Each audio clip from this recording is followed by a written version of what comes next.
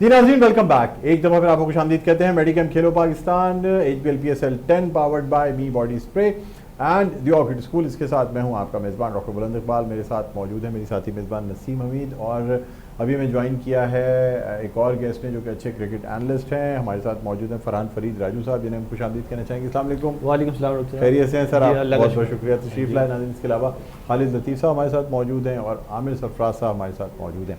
अब चूँकि हम अपने जो प्रोग्राम है उसके अब फाइनल मराहिल में मौजूद हैं, तो फरहान फरीद राजू साहब से जानना चाहूँगा कि आपके तशरीफ़ लाने से कबल जो है ना हम गुफ्तगू करते रहें ख़ास तौर पे इस्लामाबाद यूनाइटेड और पेशावर ज़ल्मी के हवाले से, और इसमें मिक्स्ड हमें राय मिल रही है।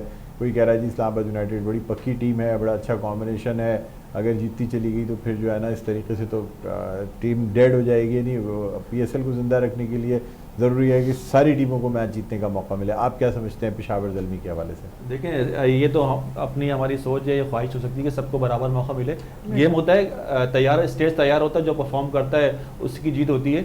अगर आपस में बात करें तो दोनों की टीमें 12-12 मैच जीती हुई है, लेकिन आखिरी जो 5 मैच हुए हैं उस पर इस्लामाबाद को थोड़ा सा एज हासिल है, पेशावर को। और आखिरी जो मैच हुआ था यहाँ पर आरिफ याकूब ने अपना डेब्यू किया था PSL में, 5 विकेट 27 रन देके हासिल की थी। एक सरप्राइज पैकेज था। हो सकता है इस दफा भी आरिफ याकूब कुछ करके दिखा दे, क्योंकि बिल्कुल young right arm leg spinner थे, उन्होंने सरप्राइज पैकेज किया था। और अगर बात करें बाबर आजम की तो वो आउट ऑफ फॉर्म चल रहे हैं, और हारिस अब तक वो परफॉर्म कर नहीं पा रहे जिससे उनको उम्मीद है। साइम अयूब अगर वो चल गए तो वो फकर जमान की तरह खेलते हैं, अगर वो सिंगल हैंडेड मैच जितवा सकते हैं। तो पेशावर के बाद 2-3 ऐसे खिलाड़ी जरूर मौजूद हैं। लेकिन दूसरी तरफ बात की है जैसे खालिद भाई ने कि आसिफ है और अपना मून खान के साहबजादे आजम खान है, नीचे अगर 10 या 11 का रन रेट आ जाए और उनके लिए स्टेज तैयार हो तो वो ऊपर से मैच जितवा सकते हैं। पाकिस्तान का T20 कप्तान वहाँ मौजूद है, सलमान अली आगा जो अच्छा परफॉर्म कर रहा है, आसिफ अली हैं जो अच्छा परफॉर्म कर सकते हैं। तो दोनों टीमें मेरे ख्याल से इक्वल है, लेकिन थोड़ा सा एज हासिल है इस्लामाबाद को, क्योंकि उनकी जो परफॉर्मेंस इस वक्त चल रही है, होम ग्राउंड पे मैच है, लेकिन पेशावर पूरी जान मारेगी। मेरे ख्याल से ये मैच जो है वो 55% चांसेस हैं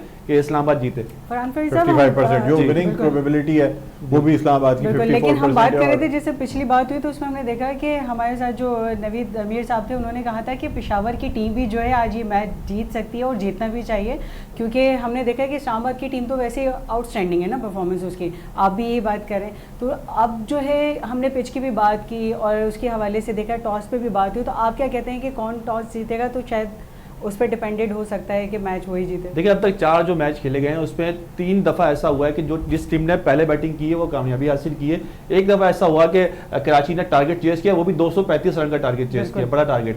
और कोयटा ने लास्ट मैच में टॉस जीत के पहले बैटिंग दी लाहौर को, जो बहुत महंगी पड़ गई उनको। और हमने देखा था पहले मैच में इस्लामाबाद की टीम ने जो है वो टॉस हारा था, लेकिन वो उनको पहले बैटिंग देती थी। तो ये टॉस का अभी इफेक्ट इतना पड़ नहीं रहा, क्योंकि जब मैच ड्यू पड़ेगी, जब कोई ऐसे क्रंच नजर आएगी जहां पर के लो स्कोरिंग मैच होंगे, जहां पर पिच कुछ नुकसान दे रही है। अभी तक फ्लैट पिच है, बैटिंग पिच है, दोनों तरफ है, लेकिन 200 स्कोर जब भी पहली बैटिंग करते हुए कोई भी टीम बना लेगी तो चाहे पिच जैसी भी हो, रन चेस करना 200 बहुत मुश्किल हो जाते हैं। 200 से कम टारगेट होगा तो मैच जो है कोई भी टीम आराम से जीत सकती है। लेकिन अभी तो कोई भी टीम जो है 200 से नीचे रन बना ही नहीं रही ना, वो तो टारगेट ही बढ़ता जा रहा है उनका। पहले मैच में कम स्कोर हुआ था, उसके बाद 200 रन बने, उसके बाद ज्यादा रन बन रहे हैं। अच्छा, आप क्या कहेंगे खालिद लतीफ़ साहब, यानी इस वक्त जिस तरीके से PSL चल रहा है, लेकिन हमें शायकीन क्रिकेट की थोड़ी दिलचस्पी कम नज़र आ रही है स्टेडियम्स में, क्या वजह समझते हैं?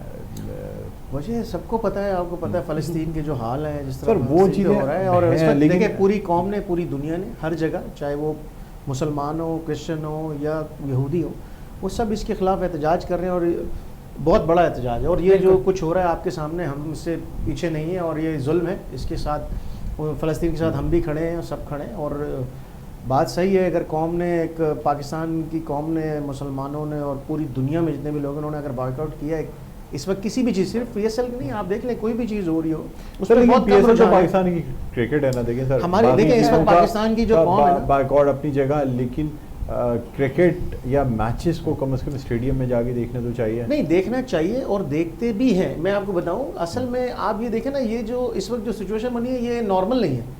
ये दुनिया किस तरफ जा रही है, जो सारा मामला बन रहा है उसकी वजह से देखें सबके ज़मीर है, दिल है, बिल्कुल आप सबके सही बच्चे कह रहे हैं, सबके घर है। अगर जिस तरह का जो माहौल बना है, जो फ़लस्तीन के साथ हो रहा है, उसमें अगर पाकिस्तान की कौम खड़ी हो गई है तो वो किसी भी चीज़, आप देखें जिस तरह बाइकआउट हो रहा है, हर चीज़ का बाइकआउट हो रहा है, तो वो खुलेआम हो रहा है, कोई ढकी छुपी बात नहीं है। तो इसमें हम और आप या कोई भी कुछ नहीं कर सकता।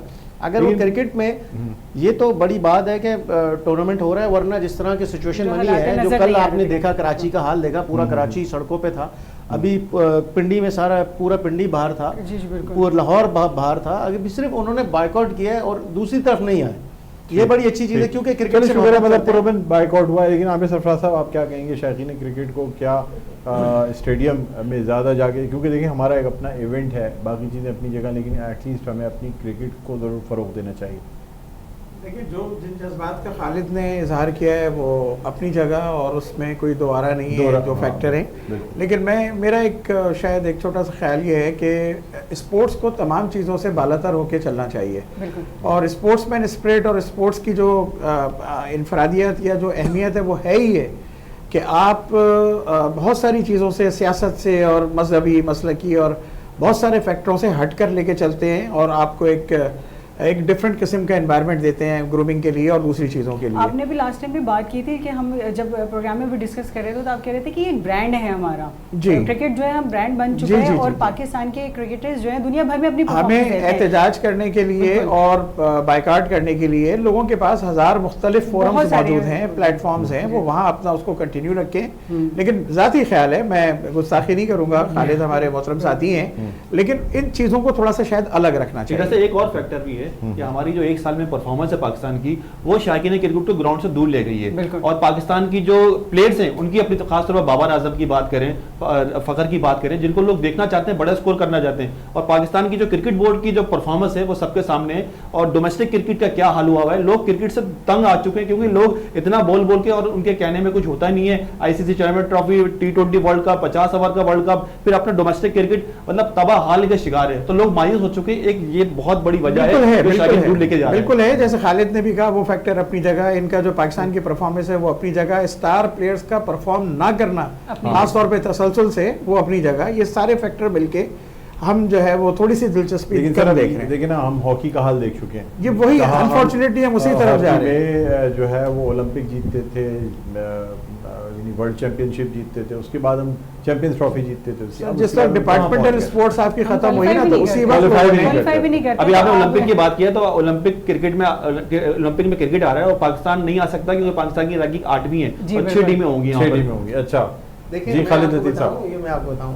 सारी चीज़ें आमिर भाई ने बात की, ज़बरदस्त बात की, राजू भाई ने बात की, लेकिन जो चीज़ सामने नज़र आ रही है हम उससे आंखें बंद नहीं कर सकते। बिल्कुल, इस वक्त पाकिस्तान के जो हालात हैं वो आपको पता है, अगर इस पे बात की जाए तो बहुत गहरी बातें हो सकती है, बहुत कुछ हो सकता है, नबी ज़मीन जैसी बात जैसे बात हो रही है डेफिनेटली। आप अगर इस तरह पाकिस्तान, आपने हॉकी की बात की, आपने पाकिस्तान के स्पोर्ट्स की बात की, इस वक्त पाकिस्तान की कोई भी चीज़ आप मुझे बता दें सेटल्ड है नहीं है, क्यों कि मामला बहुत, अभी देखें बिजली पे रेट कम हुए हैं, आपको प्रॉब्लम, बिजली पे जो है वो प्राइसेस कम की गई हैं।